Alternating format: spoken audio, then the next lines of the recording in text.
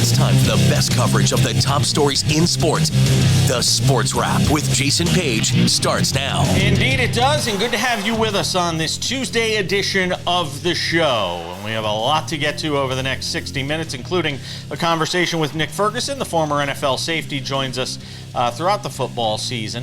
And we'll get some thoughts with him on NFL training camps, some of the top stories there. Obviously, the Broncos will be top of mind with him being based in Denver, but also the news coming out of Boulder yesterday with Deion Sanders and the revelation of his bladder cancer diagnosis, treatment, the fact that he says there is no cancer as of now, which is the best news of all. We will talk about that as well with Nick Ferguson coming up. Barry Bloom is a Baseball Hall of Fame voter, part of the Baseball Writers Association of America. He's with Sportico. He knows a lot about the career and life of Ryne Sandberg, and we will talk about the passing of Ryne Sandberg with him, his life and legacy. Other baseball news, Eugenio Suarez injured last night for the Diamondbacks, as that team probably holds their breath as they are in the middle of basically trying to trade him as they offload some of their pieces of that puzzle. What could that hand injury possibly do as far as that is concerned? And Bryce Harper making some interesting news. Certainly a headline I didn't expect to see yesterday as it pertains to him. All of that and more coming up on the show. But we start in a place, Sam, that I don't think I ever would have anticipated starting this show with. And you see the headline at the top of the screen. This tragic shooting that took place in New York at the building that houses the NFL headquarters, 345 Park Avenue, a place I am very familiar with. I literally used to work just a couple of blocks away from there for a number of years when I lived in New York and had been by the NFL headquarters and offices a bunch of times, as is Nick Ferguson, who I was texting with about it last night. And you get this story that has come out, and you're saying, well, why are they talking about this on SportsWrap? Well, as the story developed last night, and the tragedy in this story, let's be clear, is the loss of life of 4 innocent individuals, one of them being a New York City police officer who was working in an off-duty capacity, but in uniform. Father of 2, about to become a father of a 3rd child, with his wife being pregnant, just 36 years old, an immigrant from Bangladesh, who had joined the New York City Police Department just 3.5 years ago, losing his life as well as 3 others in this tragic shooting that took place at the hands of a 27-year-old from Las Vegas, where I reside now, who literally drove across country to perpetrate this heinous crime. But there is a subplot to the story that cannot be ignored, and I fear that it will be ignored by certain media partners that are in bed with the NFL, which is why I felt the need to lead with this today on the show, Sam, and that is the note that was found on the shooter, who is known to have issues with mental illness. It was known to police authorities and law enforcement here in Las Vegas, which still begs the question, how did he ever get a gun when he was known to have had issues with mental illness? Those are the last people you usually want carrying around firearms, let alone an M4, into New York where he carried out this crime. But the aspect of this story, Sam, is the suicide note, essentially, that was attached to this man, which basically says he was going for the NFL headquarters. He was going for the NFL offices. Now, he couldn't get in the right elevator, so he wound up going to the 33rd floor where he killed somebody else. But he was going there to go to the NFL headquarters. And the reason was, he said he was suffering from CTE. And a very notable part of this story, Sam, is the fact that this person took his own life by shooting himself in the chest. And I know that sounds macabre, and why, Jason, are you talking about this? Because in the note he says, I want my brain studied for signs of CTE. And this was somebody who played football in high school, was a successful player at that level, I guess, was a running back, I guess. And he has asked for his brain to be studied. And I hope they do, because this is still an issue for the NFL.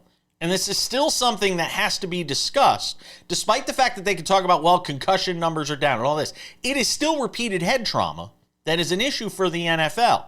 And as much as the NFL's media partners are not going to want to talk about this, Sam, and the perfect example of it was Get Up on Tuesday morning.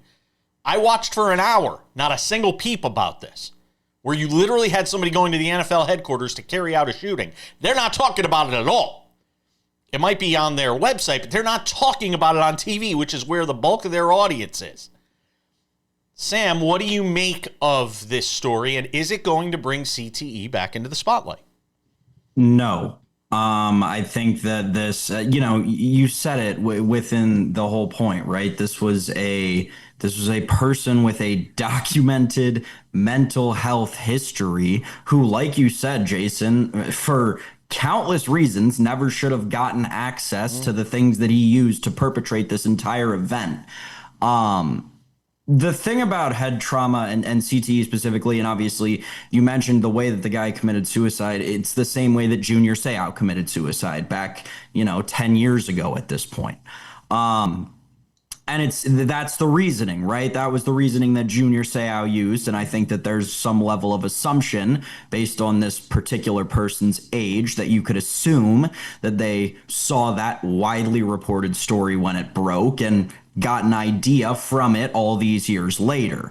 I do not think that this is going to affect the way that we view CTE, again, because of where head trauma is in the NFL right now and the level it has been reduced, the exponential level it's been reduced in a very short period of time. It's not the same it's not the same safety protocols that were in line 7, 8, even 5 years ago. So I think the level of progress that the NFL has made and the level of innovation that we continue to see into the sport year in and year out, even over the last 3 years, right, has dropped that level of these crazy head injuries that we were so used to seeing for so many decades. Well, now, it may reduce the number of documented head injuries, but it is still the repeated head trauma that is taking place, the unknowns that we just don't know because it's impossible to study the brain until these guys have died. That is, to me, still the sort of the crux of the story, that from a young age, you've got kids playing football. I'm not even talking about the NFL necessarily, Sam. I think this is just a broader issue on football in general, because you still got kids who are banging heads at the youth football level all the way up until they get to the NFL. And I think that's where the attention needs to be. Just the overall safety of football when it comes to the human brain. We'll talk about it more with Nick Ferguson, who joins us in just a couple of minutes. NFL talk with him, college as well, next.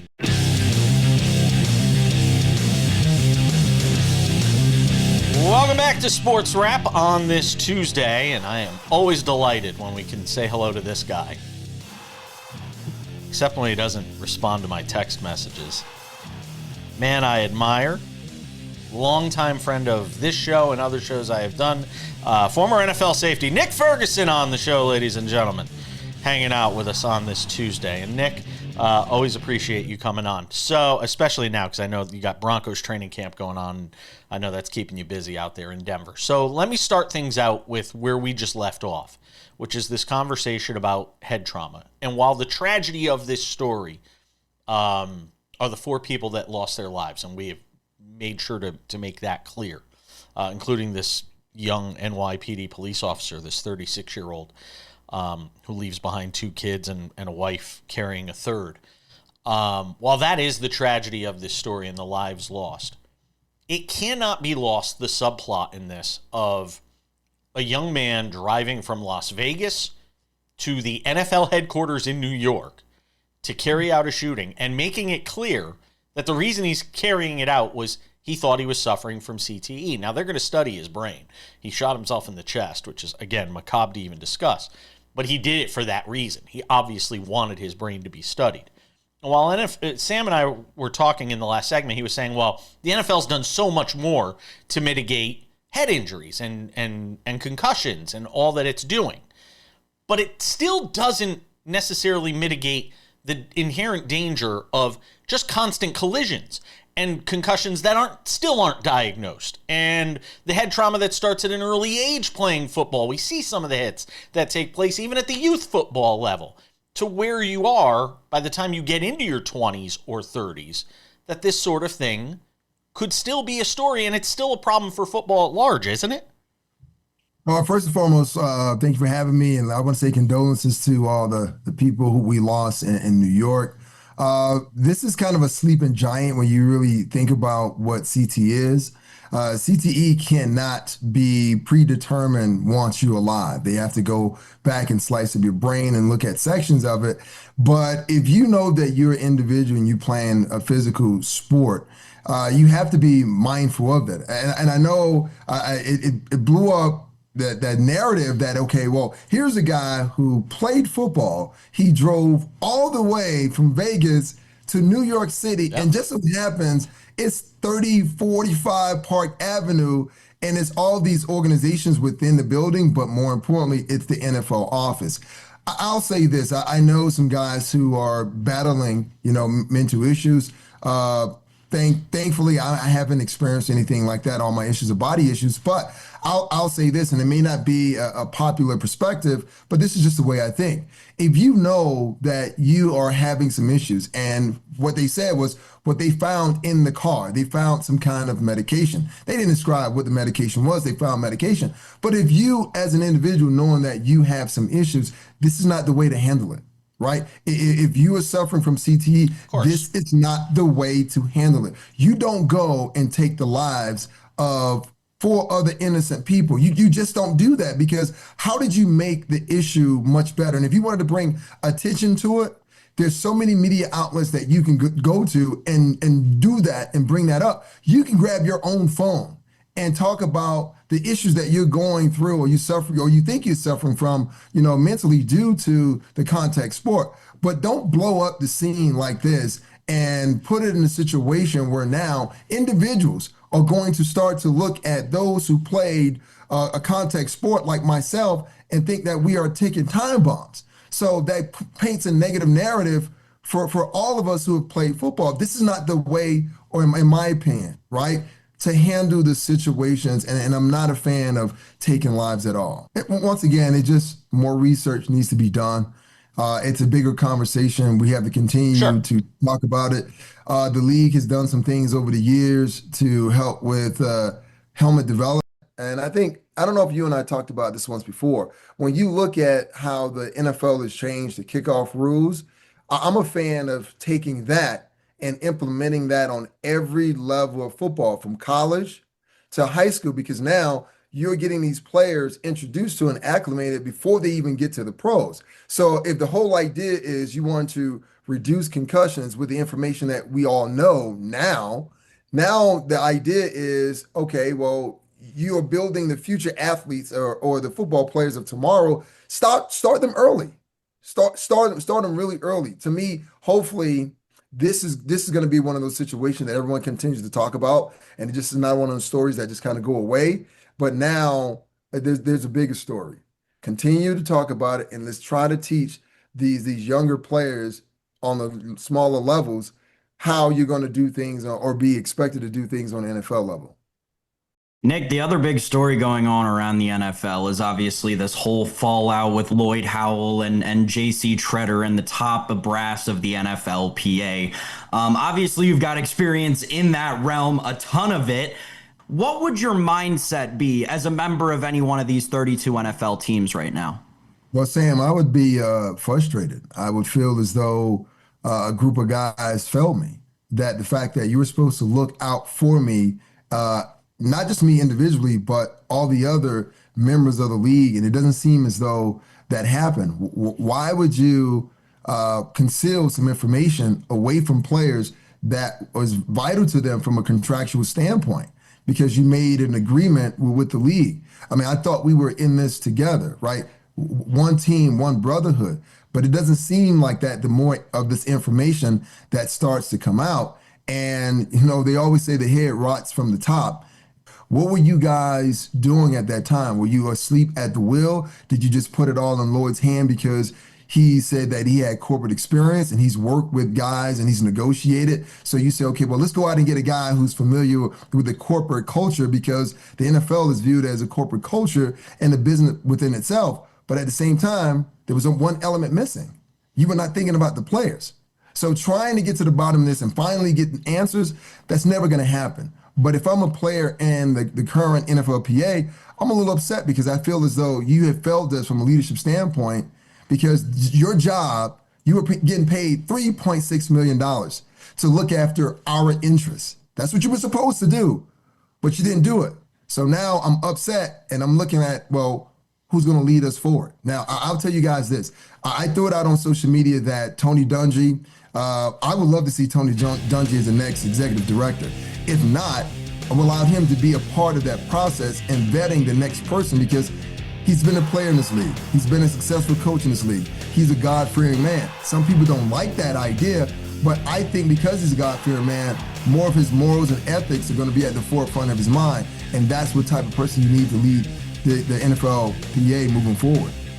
We're talking with Nick Ferguson, former NFL safety, hanging out with us on the show. One more segment with him. We're coming back on SportsWrap. Welcome back to the show. Hanging out with Nick Ferguson, former NFL safety, friend of the program. Tony Dungy, huh? Not.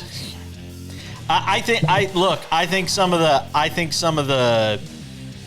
anti-LGBTQ rhetoric stuff is going to hurt him. It's just, there's no getting around it. You could say God-fearing all you want. I think some of that would hurt his cause as it pertains to trying to be the executive director. Let me ask you this. Do you think there is a clamoring for somebody like that? Have you talked to other people? Is anybody trying to talk Tony Dungy into trying to throw his hat into the ring for that? Great question. Well, yeah, I've spoken to a couple of individuals and I've tossed that name out, and automatically goes, yeah, he sounds like a great person to be involved with the process. Not everyone loves it and everyone has their different reasons, almost like a 50-50. But for me, like I said, even if he is not the executive director, having him be a part of the process in selecting the next executive director, I think is important. Also, I'll throw in a guy, Joe Briggs.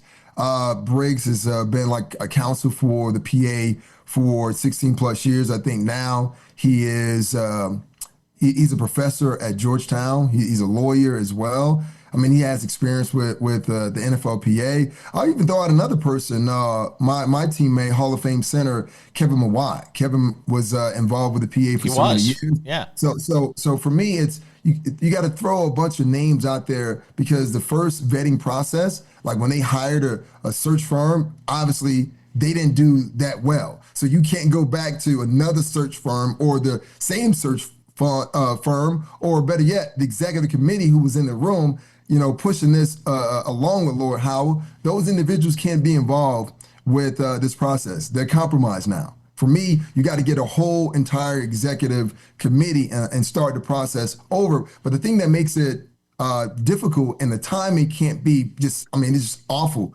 Guys are going into training camp. Yeah. You're trying to compete for a job. You don't have time to. This is what I said. I said this last week. Director. Yep. Right. So now you could try to squeeze someone in the interim, and how well is that person going to do? For me, the owners are sitting back with their feet up like, see, we got them now. Yeah. So now you need someone to come in with a voice and who has morals, has ethics, but those are the three people that I tossed out. How stunning was the Deion Sanders news yesterday, the revelation of bladder cancer and having his bladder removed, and the fact that he didn't, really reveal it to his players until recently. What do you make of this whole situation? We obviously wish the best for him, but what do you make of this situation and how it portends, as far as his future is concerned with the program? Well, obviously, being in a situation like this, anyone being diagnosed with cancer, and they say they kind of take it out, and he's doing well. With cancer, you never know. You just hope and pray for the best. And this may be something that will galvanize a lot of those players, because we know in Boulder, everyone is really excited. No matter what the record is for the CU Buff, all eyes are on Colorado. More eyes will be on Colorado now. And just being in the situation he's in, I couldn't even imagine. But here's what he did. Being a father, these are the things that you do as a parent. You shield your kids from all the things that you deal with as a parent. You don't tell them. And you don't tell them to maybe the 25th hour, and that's what he wanted to do. I mean, he has daughters, he has sons. Two of his sons are on NFL teams. Right. And I remember during the first part of OTA's minicamp, Shedeur Sanders was asked about his dad's health, and he kind of, brushed it off because he's like, well, I don't know, what's going on with my dad. My dad seems fine, but you don't want that added distraction. I can tell you right now, competing for a job in NFL and seeing where both his sons are, you don't want that extra weight. That extra weight weighs on you. It makes it really difficult for you to make the team. And Shallow is in one situation, but when you think about Shedeur, everyone's talking about him. Will he make the team? Why he's not getting first team reps? And then to know now, no one's talking about football. They're not going to be asking him questions about his father's mortality. I mean, you don't want to deal with that. Those are the questions that you don't. But, I'm proud of Coach Prime and watching him do that press conference yesterday. He was happy. He was jovial. And I was sitting there watching it with my wife, like, I don't know how he's taking it in this particular way, because I would feel a little different. But I'm a God-fearing man. He's a God-fearing man. So he's just putting everything in the hands of God and just hope that things work out for him. Nick, I wanted to talk about Shedeur Sanders for just a second, because Jason and I talked yesterday. There were some interesting comments by Louis Riddick over the weekend with regard to how the Cleveland front office may be viewing their quarterback situation and how it could be potentially embarrassing in a football sense for them to have to start their 5th round pick over their 3rd round pick over two guys who they brought in this offseason. You've obviously been in this situation a ton before. You've seen in training camp a ton of battles, I can only imagine, between guys who maybe a more talented 5th round pick, but a more talented or a more touted 3rd round pick, I should say.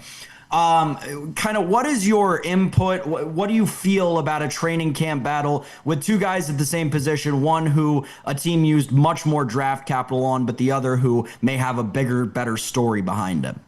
It's the art of competition. This is what this time of the year is all about. And I've seen situations and I've been in rooms where maybe a scout or a coach had his guy, but his guy wasn't that guy that was chosen. He was a 5th round pick or he was a free agent. And the idea is that we can't allow that guy to leapfrog this other guy because it's going to make us look bad. It's going to make our judgment look bad. But in this case, Cleveland is in a position where, you know what? May the best man win the job. That's the way that they should look at it. I'm a baseball. Now they become like this place where all media is focused on, almost like what Shedeur experienced in Boulder. But right now, you have your pick of a litter as far as your quarterback situation. We can say that, Joe Flacco's not the future. Neither is Deshaun Watson. So you got 3 other young guys. And oh, by the way, I think Cleveland has 2 first-round picks in next year's draft as well. Yes. Right. Yes, so for them, and everyone's thinking, well, you know what? If none of these guys work out, you go out and you draft another quarterback. No. One of these guys you need to work out because this Cleveland team is talented. It needs to get better. And if you can use 2 of those first-round picks next year to make your team better with one of those guys, whether it's Dylan Gabriel or Shedeur Sanders, then you do that. So hopefully we watch this thing play out and one of those guys kind of elevate their level of play. Yeah, I've got a much bigger, longer take on Shedeur Sanders and sort of this Browns quarterback situation. We don't have time to get to it, but we'll talk about it tomorrow. That's a tease for tomorrow's show. I've got some things to say about this Browns situation. Nick Ferguson, I always appreciate you, my friend. Thanks for hanging out. Appreciate you guys. We're coming back.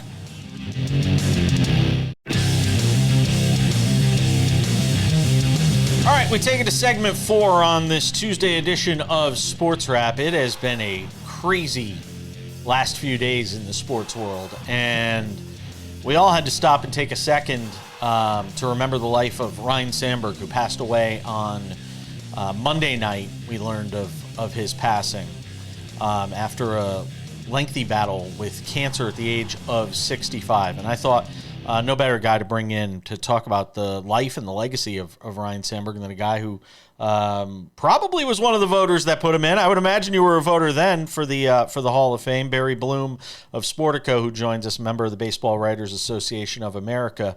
Barry, this is a guy who, and it's so trite to say these things, but he really is. He wasn't just a Hall of Fame player. He was a Hall of Fame person.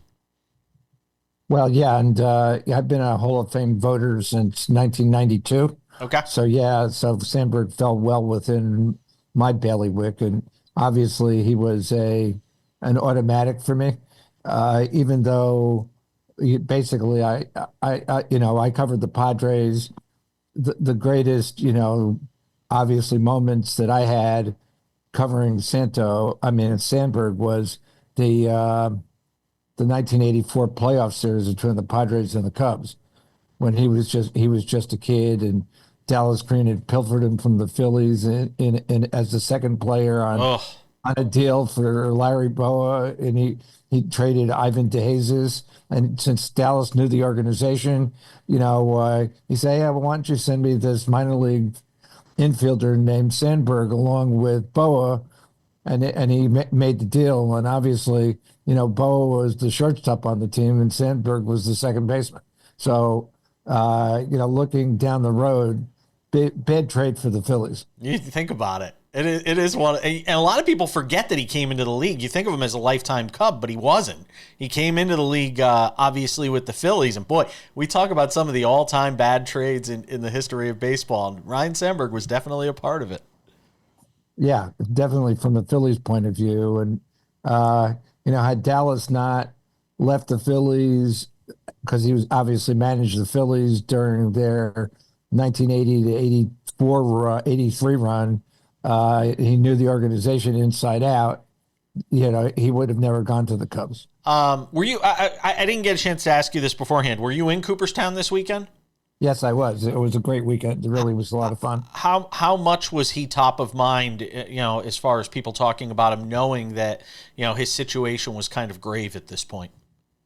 Well, if you remember, and it probably went by a lot of people, but when James Forbes Clark, in her introductory speech, kicking off the whole festivities, she quoted Rhino from his induction speech, which probably was one of the most incredible induction speeches of all time, because most people talk about their families, they talk about life, but Rhino did an impassioned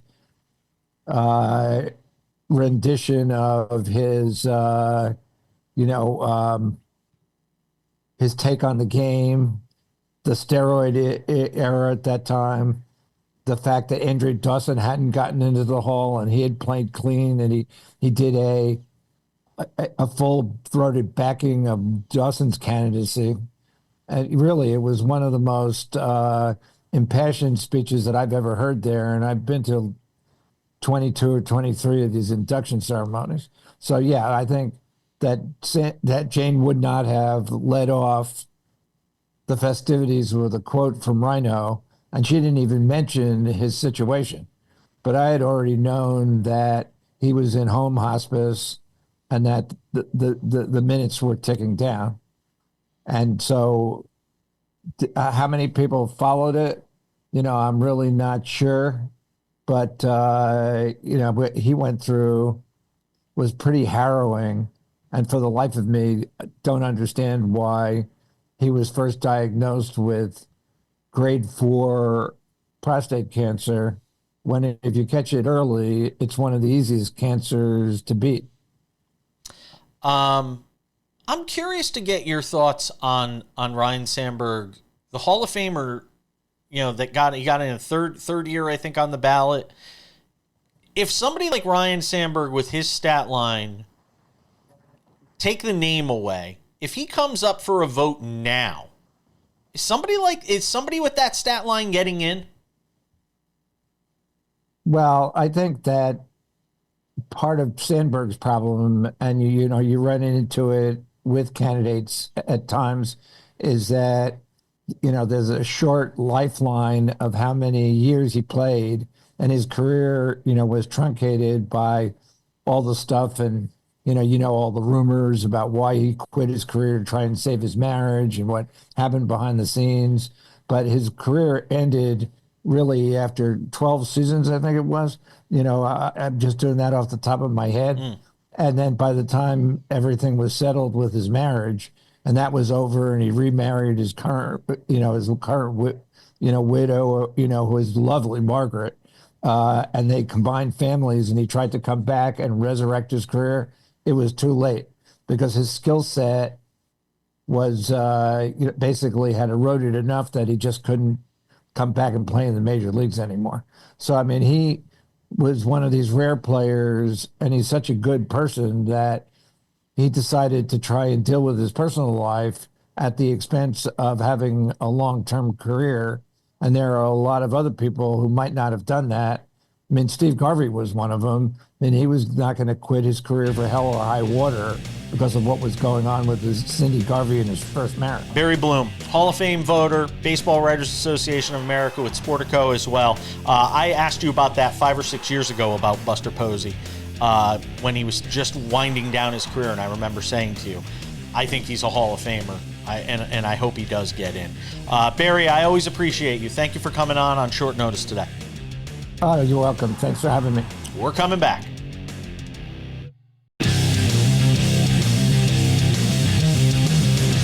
Odds and Ends wraps it up in 10 minutes with some NFL. The Christian Wilkins story that just gets stranger and stranger by the second. It is odd, that is for sure. It puts the odd in Odds and Ends.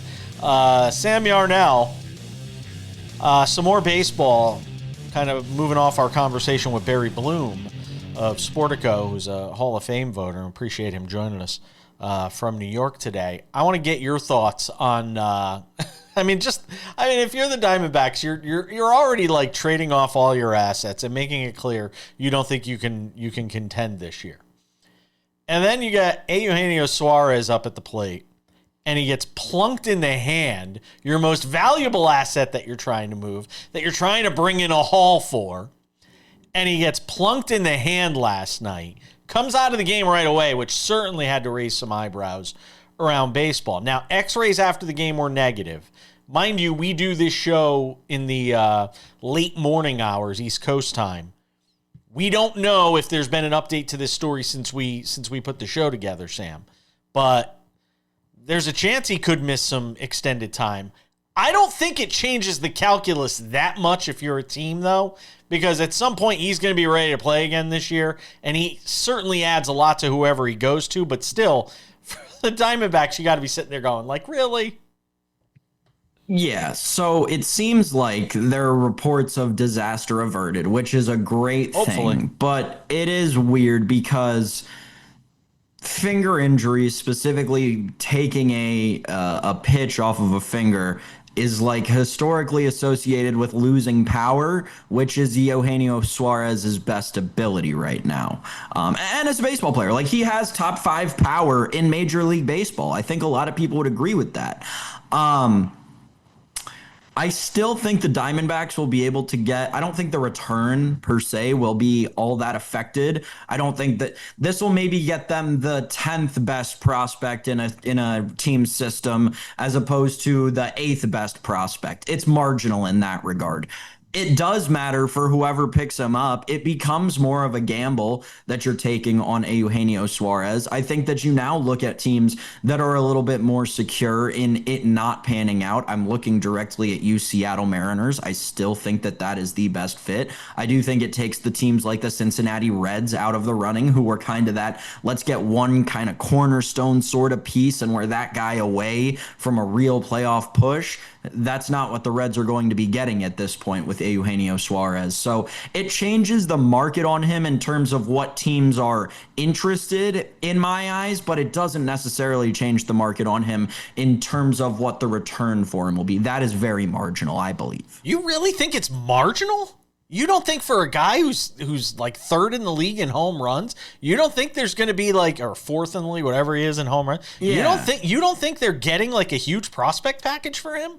Well, I'm not I think saying they're holding that. out. I think that they're don't certainly think this holding out for injury that. Changes the size of that prospect package, right? Like if it were huge before, or if it were tiny before, it'll be very marginally less huge now, or very marginally less tiny. Okay, that's fair. I don't have a problem with that. All right, let's talk about Bryce Harper, because apparently there was a kerfuffle between he and the commissioner of Major League Baseball, that being Rob Manfred. So Manfred's been trying to do outreach. I guess he knew that his reputation with players around the league wasn't very good. And over the last couple of years, he's been trying to do outreach by actually going into locker rooms and having these meetings with teams as a group. And apparently the one that he had with the Philadelphia Phillies did not go exactly as he had planned. He goes in, and when the conversation starts to turn inevitably to the future of the game and future collective bargaining and the idea of a potential salary cap coming to Major League Baseball, the only sport that does not have any sort of salary cap, things got contentious between he and Bryce Harper. Bryce Harper got up in his face with a baseball bat in hand, mind you, and said, "Get the F out of our locker room." To which Manfred fired back at him and said, "No, I'm not going to get the F out of your locker room." Cooler heads did eventually prevail. As much as we'll want to make this about a Bryce Harper story, I think the bigger overarching theme is December of 2026, not that far away, 18 months away? And it feels like we've got two trains headed at each other on the same track, and neither one is stopping, and we are looking and staring at a potential work stoppage in Major League Baseball because owners are going to want a salary cap, and there's no way the players are going to give them that. Yeah, so the important thing that Bryce Harper said to me in that whole reported altercation, which was ridiculous on Bryce Harper's part, was that we're not afraid to give up 162, I believe was the actual quote. I'll just tell you this, Bryce Harper, you are living in a baseball world that has been built up by people outside of yourself because you were the chosen one who continued to let your team down and then had this really weird free agency stint that was capped off by the team you left winning the World Series, whatever. There were a ton of people that came after Bryce Harper who have built baseball up on this pedestal where it's at. Baseball is doing so well right now. And for a mid-tier star at best in Bryce Harper to come out and speak for the entirety of the Players Association and threaten to take away an entire season from a game that is growing at a rate almost as rapidly as when we saw during the steroid era seems quite frankly ridiculous. And if Bryce Harper wants to be that frank in that he cares way more about money than he does about baseball, and he cares way more about his own job than he does about the thousands and thousands of baseball players that would be affected by a lockout, that's all fine and well. Bryce Harper could speak for himself, and he might speak for other guys that are making tons of money. I think where he loses this battle is the mid-tier guys and the lower-tier guys that don't have tons of service time, don't make tons of money. Those are the guys that are looking at him going, you said what?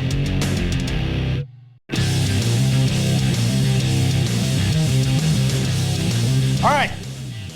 Wrap it up in just a couple of moments here on the show. But before we do, a couple of reminders. First of all, Sports Wrap with Jason Page, the podcast. If you are not subscribed, what are you waiting for? It is this show in its audio form, the purest form of all, where you don't see our faces or the goofy shirts that I'm wearing on a day in doubt. This is the Netherlands soccer jersey, by the way, that we're sporting today, courtesy of Adidas. The Sports Wrap with Jason Page podcast, it is the show without the video, just in its audio form, commercial-free, Monday through Friday on all your favorite podcasting platforms, Spotify, Apple Podcasts, YouTube Podcasts, iHeartRadio, TuneIn, Odyssey, Amazon, anywhere you get a podcast. You can also watch this show on Spotify Monday through Friday, available early every afternoon, most afternoons. Sometimes we're a little delayed, but usually early afternoon. It's one of the first places you can get it is on Spotify, and on our YouTube channel you can watch the show as well. The Sports Wrap with Jason Page YouTube channel is there for you Monday through Friday. Watch the show commercial free every afternoon. One other thing to throw in here Sam, you don't even know about this, so I'm going to bring you in so I can see your like natural reaction to it.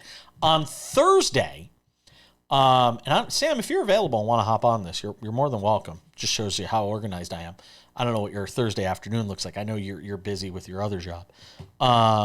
We are doing a trade deadline show leading into the MLB trade deadline on Thursday afternoon from 2 to 3 p.m. with myself and David Ardsma. Sam, you're welcome to hang out with us as well. The door is open. I know you have other stuff and work commitments, which is why I didn't even mention it to you. So we're having this conversation live on television right now. I'm telling you for the first time, you are invited. Trade deadline special leading into the trade deadline and a few minutes beyond on Thursday afternoon. There you go. Well, I'll have to keep the viewers in the dark on whether or not I'll be there. You'll have to tune in to find out. We'll keep it a surprise. That will be live on our YouTube channel, the SportsWrap with Jason Page YouTube channel. Now you got another reason to tune in and subscribe there. All right, without any further delay, ladies and gentlemen, it's time for some odds and ends. Odds and ends, Sam Yarnell. The Christian Wilkins story just gets weirder and weirder. I was on a local Las Vegas TV station yesterday that we did a whole half hour on the Raiders. I was a panelist with a bunch of guys, and of course the first thing they wanted to talk about was Christian Wilkins and the kiss on the forehead. It was like a mob movie. He kissed a guy on the forehead or on the top of their head. The player took umbrage with it. I don't think this was ultimately why Christian Wilkins was released by the Las Vegas Raiders, but it certainly didn't help, apparently, Sam. Yeah, I'm actually, so there was a report that came out yesterday, last night, or I guess after this Schefter report of the forehead kissing incident, that is not the story that is making its way around NFL circles. So it seems like there could be another layer to this that we haven't found out about yet. But yeah, weird. I don't expect to see this guy again in the NFL. Really? Let alone anytime soon. He's too talented to not be picked up by somebody. I Come on, I can go through the litany of names. The allegations are out there. The allegations against that Clemson team from back in the day. I mean, you had Christian Wilkins on one side, you had Deshaun Watson on the other. Well, we'll see how it all shakes down for Christian Wilkins, who's, by the way, he's probably going to have surgery again. They're talking about potentially he could miss another 12 weeks. So if he's back, it'll be later in the season. Odds and ends, Sam Yarnell. Stephen Jones, the son of Jerry Jones, making some interesting comments regarding Micah Parsons and his contract holdout. Not holdout, it's a hold in because he's playing. He's at training camp, so we want to make sure we're clear on that. But Micah Parsons is at camp. They're trying to get a contract worked out. Stephen Jones said, well, it's just, we want to get a deal worked out. He has to want to get a deal worked out too. And a lot of people are trying to read between the lines on what Stephen Jones meant when he said that. Some are suggesting maybe Micah Parsons is waiting and betting on himself and waiting to see where the chips fall with somebody like Trey Hendrickson before, making a decision on a contract. I don't know. It's, again, just another day in Jerry world in the Dallas Cowboys. Yeah, what a stupid operating procedure the Dallas Cowboys have. Again, I've talked about it on the show before. I'll talk about it here now. This is what they do, and this is why they are broke and always bad. Because they have a couple of star players, and they wait way too long to give them contracts, and because of that, they are always paying at the top of the market rather than resetting the market. It's actually very basic economics that I'm quite surprised that the Jones family has still not figured out. This contract would have been cheaper 2 months ago. It would have been cheaper a month ago. It's going to get more expensive by the day. They better hope they do it before Trey Hendrickson, because if they don't, it is going to get more expensive yet still. The Trey Hendrickson thing separately is a little bit interesting because it seems like on that side, it's much more of a brass tacks thing. And like Trey Hendrickson being on his third contract as opposed to his second contract, and the Bengals wanting to handle that a specific way, and Trey Hendrickson still taking time to buy into that. The Micah situation, do not get it confused, is completely different and much messier. This is not going to end well for the Cowboys. They are not going to be competitive. They'll be talented, but they won't be competitive. I think they get a deal done, though. It's just a question of when. The deal will get done. Yeah, but they're going to overpay, and then they won't be competitive because they don't have any room left to pay anyone else. The deal will get done. The one that I am becoming more concerned about is what's going on with Trey Hendrickson, which we'll talk about tomorrow on the show. We're out of time. We got to go. Thanks to Barry Bloom. Thanks to Nick Ferguson. Thanks to you, Sam Yarnell. We'll see you all back here for a Wednesday Sports Wrap. Bye!